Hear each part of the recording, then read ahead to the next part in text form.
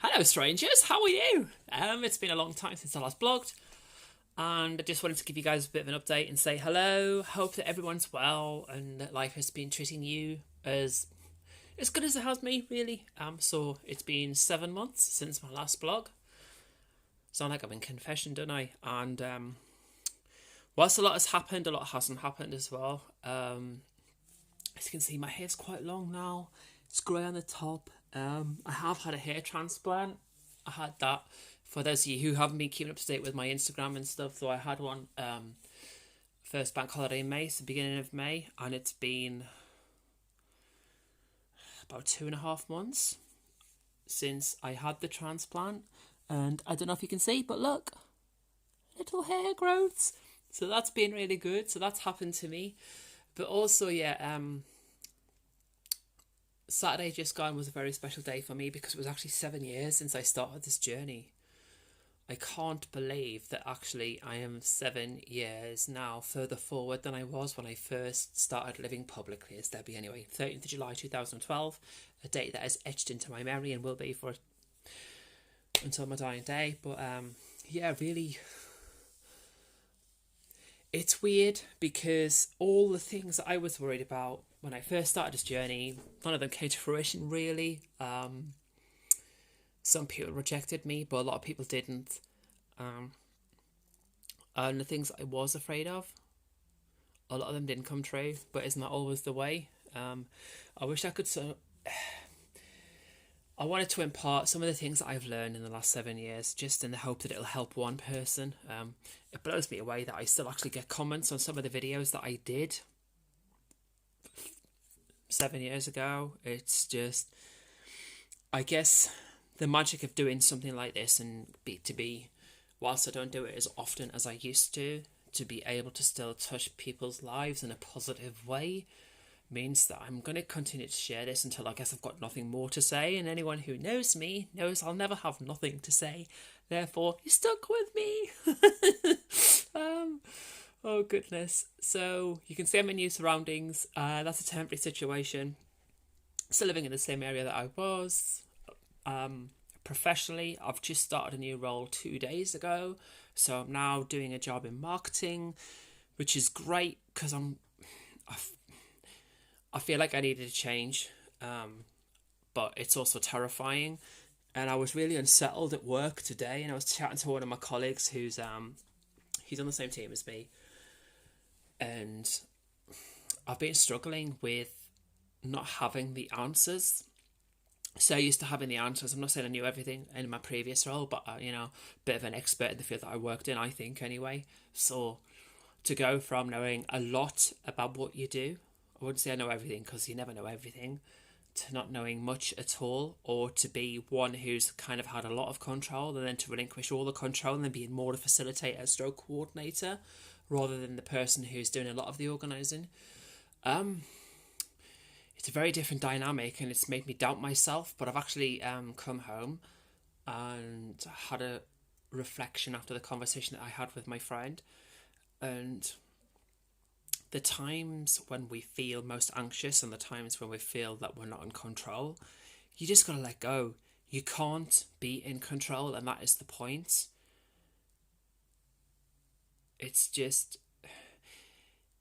weird that 7 years after my transition, I've changed career path, and it's been a perfect reminder for me of the things that I was going through 7 years ago. I wouldn't say that I'm as troubled by this now as I was by the things that I was going through 7 years ago, because obviously 7 years ago I was 3 days into my transition publicly and I was getting shouted at in the street and hadn't gone through my surgery and I still had wigs on and stuff and a like 9 o'clock shadow, and I was really missing my daughter and stuff. Still miss her, but I do see her regularly, so that is good. I was trying to think of things that I could impart to you as words of wisdom about the last 7 years, things that I've learned. I'm going to teach you the things that I've learned about me and about human development, because I think that sharing this stuff does help people. I still have people comment on stuff that I shared 3-4 years ago It blows me away that people still go back and watch that stuff. But, you know, it's there, it's in the public domain. So, you know, someone potentially could be watching stuff from 7 years ago. And, you know, power to them if it's going to help them. And if they're haters and they just want to put negative comments, then thanks for boosting my viewing ratings anyway. So what can I impart to you? I think one of the main things that I've learned, and this is going to seem a bit of an oxymoron, is like, whilst that to anyone look from the outside looking in, you might think that I've completed my journey. To a large degree, I have, because I've been very blessed and lucky enough that, you know, whilst 4 years seemed a long time for me, starting to live my truth to having had the surgery. I think that actually in the grand scheme of things, looking at other trans people in the community, that isn't that long a time at all. So I've been really blessed to be able to go through the surgical part of my transition. Everything works as it should, and I'm really happy with the results. So I'm blessed with that in that regard as well, because I know there's some people aren't that lucky. But I would say one of the main things that I have learned is, whilst I've done a lot of what I want to do, I don't think I'll ever do everything that I want to do, and that's kind of the point. To strive for something and then to get it and realise that that isn't the be all and end all can be a bit of a disappointment for some. But for me, do you know what? I think it's a bit of a blessing, because to have goals, to have things that I still want to achieve, to have, I don't know, teachings and learnings that I feel that I need to learn about myself, it gives me enthusiasm. It keeps me going. It keeps me I keep driving to like learn more about myself and about dealing with the stuff that life throws at me, and to become a better person. I think that, you know, stripping everything away, whether it's someone who's struggling with your gender identity or your sexuality or your weight or grief or anything else, you know, there's a real human things that we all need to deal with and go through and grow through. But ultimately, will we ever be the complete person? I don't think so. I think that social media has been a bloody wonderful tool and thing for me, because it's helped me build a lot of friendships and get a lot of support, and also share my transition, and for that I will be grateful. It can be a bit of a demon as well, you know. We often compare ourselves to others, and social media has been enabled us to do that on a mass scale. And I don't use social media as much as I used to, just for that reason. And I think that to have the balance between reality and what people say their life is like is actually a good thing. What have I struggled with in the last 7 months? Well, I've had 2 flings with 2 breakups, so that's been a bit difficult. The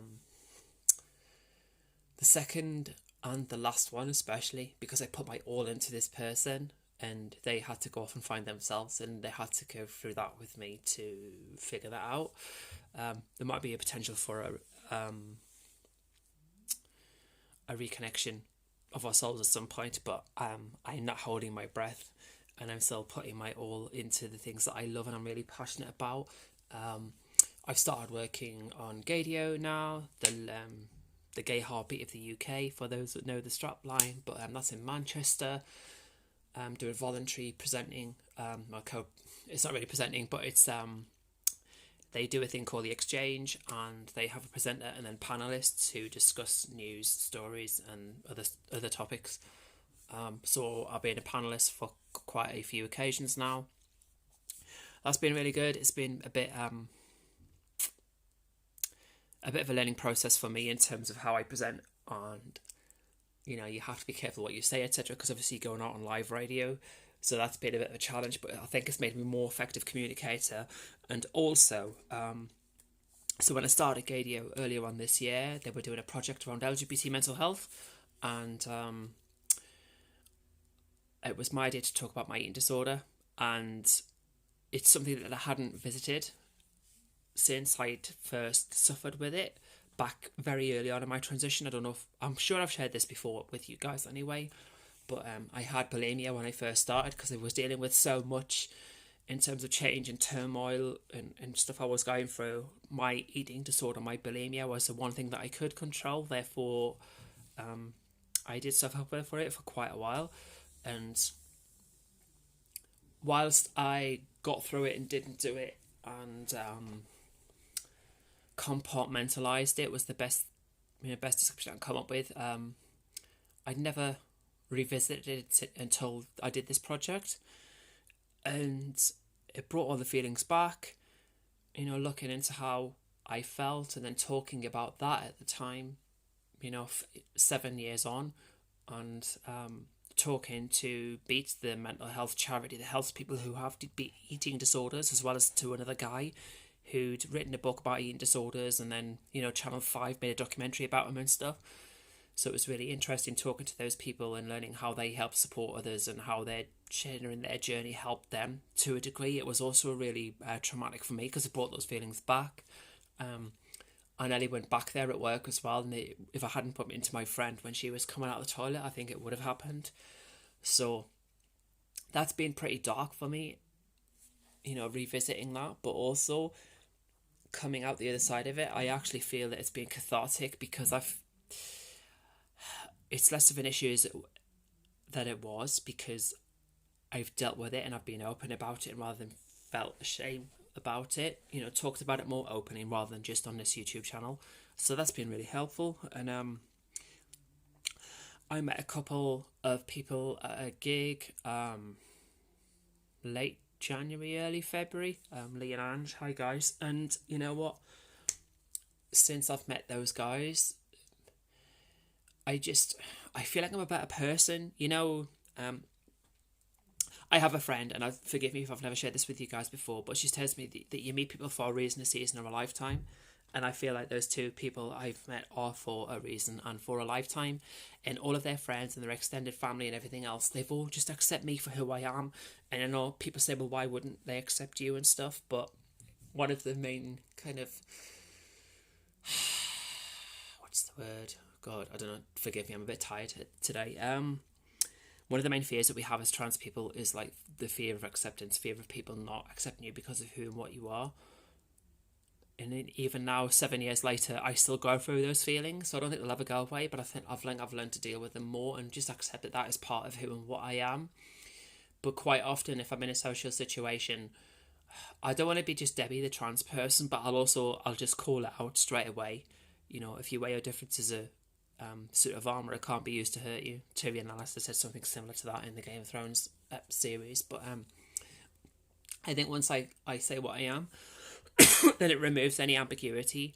And then once people have dealt with that and they get to know me, they actually see that I'm an alright person. So that is what I have been going through for the last 7 months or so since I last spoke to you guys. So 2 breakups, dealing with my bulimia, nearly having a relapse, and then meeting some lovely people and then coming out the other side of it. So it doesn't sound like a lot, but it is a fucking lot when you think about it. I don't know when I'll vlog again, to be honest with you. It might be in